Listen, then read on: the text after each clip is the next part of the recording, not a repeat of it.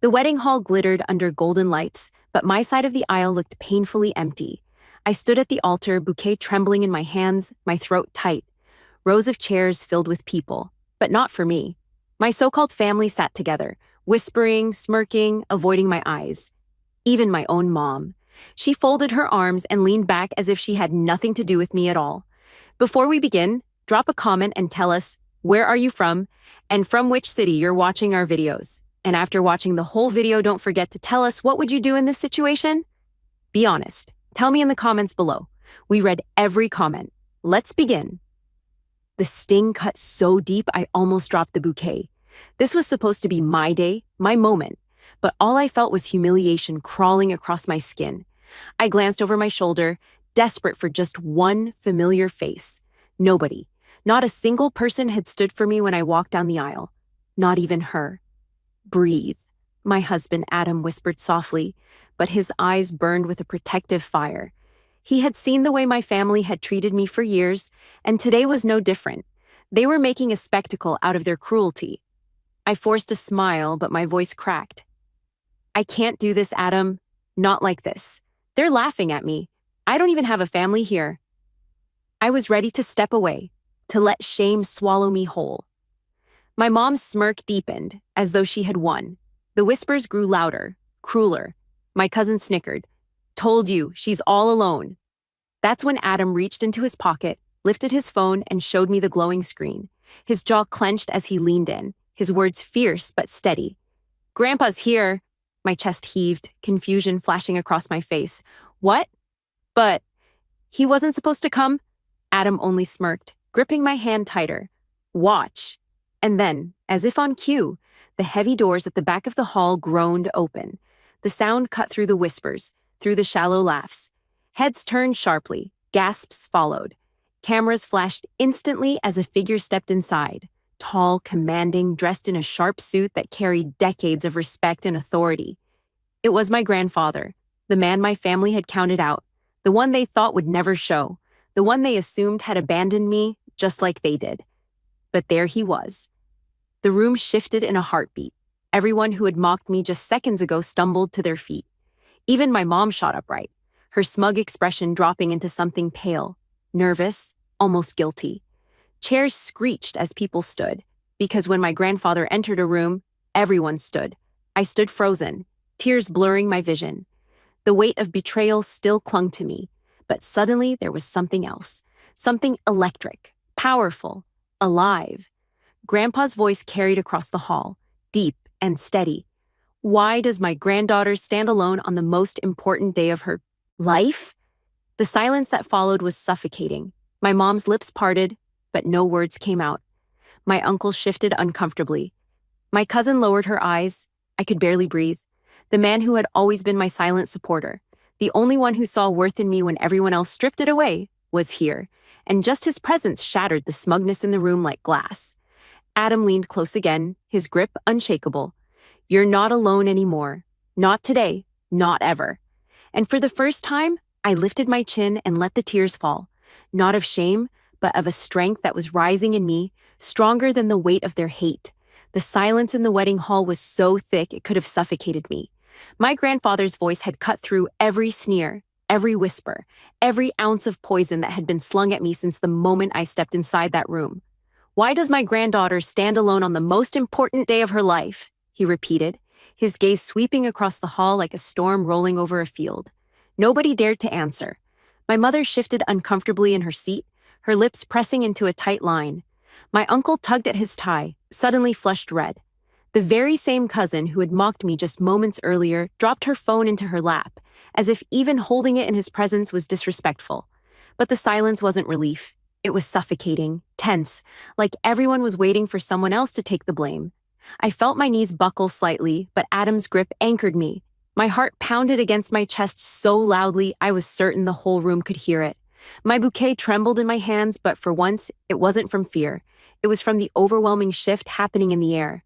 Grandpa walked forward, his cane tapping against the polished marble floor, though the way he carried himself, you'd never believe he needed it. His presence was commanding, larger than life. He wasn't just a man, he was history, respect, and authority stitched into one human being. When he reached the front, his eyes locked on my mother. "Linda," he said flatly, his tone carrying no warmth. "Care to explain why you sat still while your daughter walked alone?" Her face drained of color, and for the first time in years, I saw something I never thought I'd see in her. Fear. She stuttered, words tripping over themselves. "Dad, I, we, she..." Grandpa raised his hand, silencing her. "Don't you dare insult my intelligence with excuses." His gaze shifted across the family rows. I asked a simple question. Why does the bride, my granddaughter, stand here without her family behind her? Why does she stand abandoned, mocked, and ridiculed on the day she should be celebrated? The whispers that had filled the hall earlier now turned into pin-drop silence. Finally, my uncle coughed, his voice hoarse. She chose this path, Dad. We tried to tell her. We warned her. She turned her back on family, traditions, on what we wanted for her, and look where it's gotten her. Alone. Alone. That word sliced through me like a blade. My grip on the bouquet tightened, but Grandpa's laughter, sharp and humorless, cracked through the hall. "Alone?" he repeated, his voice echoing. "Is that what you call it? When a woman chooses love over greed, integrity over corruption, strength over dependency, you call that alone? If that's your definition, then shame on all of you." I gasped softly, Adam squeezing my hand tighter. My chest burned with emotion. Grandpa took a step closer, his cane striking the ground harder than before. "Do you think I don't know what you've done? The way you've whispered about her, mocked her, treated her like she was beneath you? I hear things. I see things. And let me tell you, your cruelty hasn't gone unnoticed." Mom's jaw dropped, her fingers curling into fists on her lap. "Dad, it's not cruelty. It's reality. She was never like the rest of us, always too sensitive, too naive. She doesn't understand how the world works. We were protecting her from herself." "Protecting me?" The laugh that nearly tore from my chest was bitter. My lips parted, but before I could speak, Grandpa's hand cut the air again, his fury evident. "Protecting her," his voice thundered. "You sat there while strangers stood to take photos, while cameras flashed, and you thought humiliation was protection. You left her to feel abandoned, to doubt her worth, to question whether she even deserved to stand here in white. And you call that love?" Every word struck my family like a whip. My mother's face crumbled, but her pride held her tongue still. My uncle looked away. My cousin fidgeted in her seat. I couldn't breathe. My chest heaved, my eyes burning. My whole life, I had wished for someone to say those words out loud, to defend me in front of the very people who crushed me daily. And here he was, standing taller than ever, reminding me I wasn't small, reminding me I wasn't wrong for choosing myself. Adam leaned in, whispering, "This is your moment. Hold your head high." And I did. I straightened my shoulders, my trembling hands finally steadying. The shame that had wrapped around me when I walked down that aisle began to peel away, replaced with something new, a fire I didn't know I still had. Grandpa's gaze softened when he turned back to me, his eyes lined with years of hardship, locked onto mine with pride that nearly broke me. "You are not alone, my girl. Not now, not ever. If the people in this room can't stand for you, then I will." The audience collectively inhaled as Grandpa turned and, with effort, took my hand from Adam's, raising it high in the air like a declaration. "She is my granddaughter," he announced, his voice unshakable. "And anyone who dares to belittle her, mock her, or stand against her, stands against me." The words rang through the hall like a hammer slamming against stone. I caught sight of my mom, her mouth trembling, her eyes darting between me and Grandpa. My cousin whispered something under her breath, but no one dared laugh this time. My uncle clenched his fists, but he didn't move. For once, they were silent. For once, they had nothing to say. I blinked rapidly, tears spilling down my cheeks, but they weren't tears of defeat anymore. They were something else. Relief, strength, maybe even victory. Adam leaned close again, murmuring just loud enough for me to hear. "You see? You're not standing alone. You've got him. You've got me. And one day when you look back on this moment, you'll remember it as the day you stopped letting them define you." I swallowed hard, staring at my family, at the people who had been my nightmare and my cage for so long. My voice cracked when I finally spoke, but it was steady enough to be heard. You didn't stand for me today, I said, my voice cutting through the tension. Not as a family, not as people who claim to love me, but that's fine, because the people who matter most, the ones who truly see me, are here. And that's all I need. The look on my mother's face was indescribable. Shame, anger, and disbelief all tangled into one.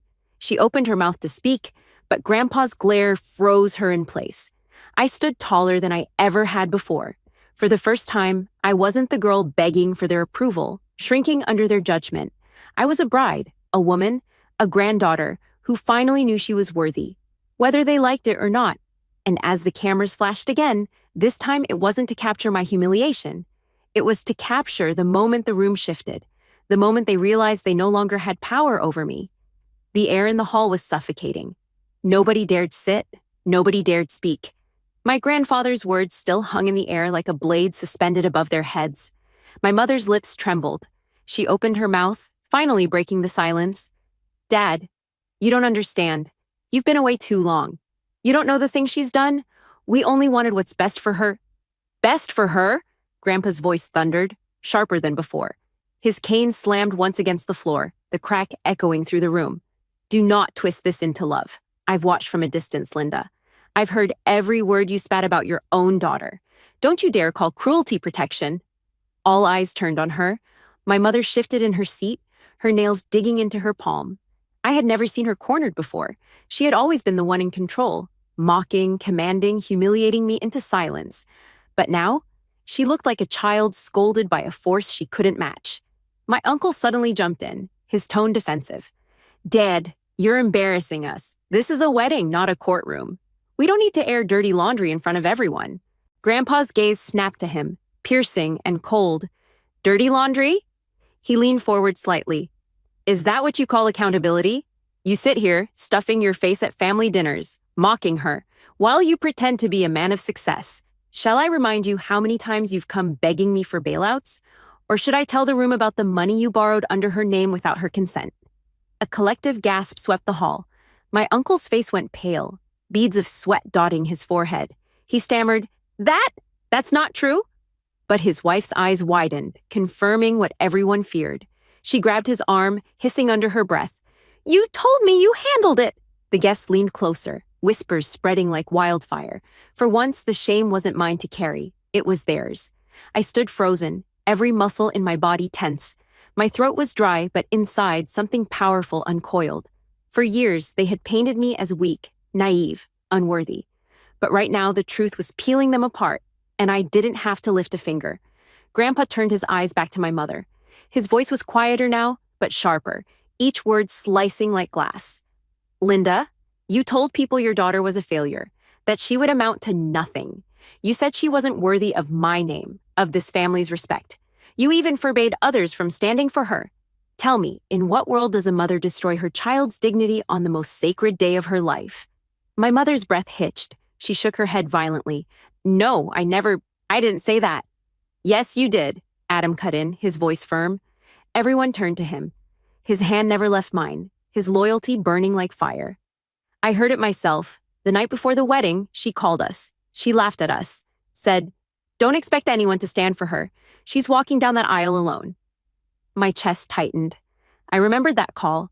I remembered Adam trying to take the phone from me, but I'd stood there in silence, tears dripping down my cheeks, listening to my own mother plot my humiliation. Now the entire hall knew. My mother's eyes darted wildly, searching for an escape. Her voice cracked. Adam, you're twisting this. Enough. Grandpa's voice was cold, final. You've done enough damage. Every word that leaves your lips digs you deeper into the pit you dug yourself. The room buzzed with tension. Guests exchanged uneasy looks. Some shook their heads in disbelief. My cousin, the one who'd mocked me earlier, stared down at the floor, unable to meet my gaze. For the first time, the shame wasn't mine. It was theirs. I inhaled deeply, my heart pounding with a strange mix of grief and strength. I had spent years chasing their approval, their acceptance, their love. And now, stripped of their masks, I realized I never needed it. Grandpa turned toward the crowd, his hand still resting firmly on mine. You all came here expecting a spectacle, didn't you? His voice was sharp, cutting through the whispers. To see the girl they called weak, alone, abandoned. But what you've witnessed today is not weakness. It's survival. It's dignity. It's strength in the face of betrayal. My tears blurred my vision, but I didn't look away. Cameras flashed again, capturing every moment, every tear, every expression. He raised my hand higher. This woman, my granddaughter, stands here stronger than every lie you've thrown at her. And I will not let her name be dragged another second. The hall erupted, not in laughter, not in whispers, but in something else entirely. Some people clapped hesitantly, others stood taller in respect. A few relatives shifted guiltily, suddenly realizing their silence had been complicity. My mother slumped in her chair, defeated. My uncle fumed, but his shame was too raw to let him speak. My cousin bit her lip, eyes darting nervously toward the cameras capturing everything. For once, the tables had turned. Adam leaned close, his lips brushing my ear. Do you feel that? That's the weight lifting off you. You don't need them anymore? Not now, not ever. I closed my eyes briefly, inhaling the moment. He was right. For so long, I had believed I was less because of them, that without their approval, I was nothing. But now I saw it clearly. They had abandoned me. They had mocked me. They had tried to strip me of my worth. But here I was, married, loved, defended, and standing taller than I ever had. Grandpa placed my hand back into Adam's, his voice gentler now. She has chosen love. And in that choice, she has more wealth, more dignity, and more power than any of you sitting there in judgment. The crowd murmured in agreement. Some nodded. Others looked away, ashamed. I turned toward my mother, my voice steady, trembling only from the release of years of pain. You wanted me to be alone today. You wanted me to break. But look at me, Mom. I didn't break. You did. Her face twisted, tears threatening, but she held them back. For once, she had no weapon, no venom, no mask. The silence after my words was crushing, final. And then, as Adam slipped his arm around my waist, pulling me closer, I felt something I hadn't felt in years. Freedom. The weight of silence pressed against the walls of the hall. My words had landed like stones in still water, rippling across every corner. My mother's eyes shimmered with unshed tears, but her pride wouldn't let them fall. My uncle's face was blotched red, his jaw locked tight.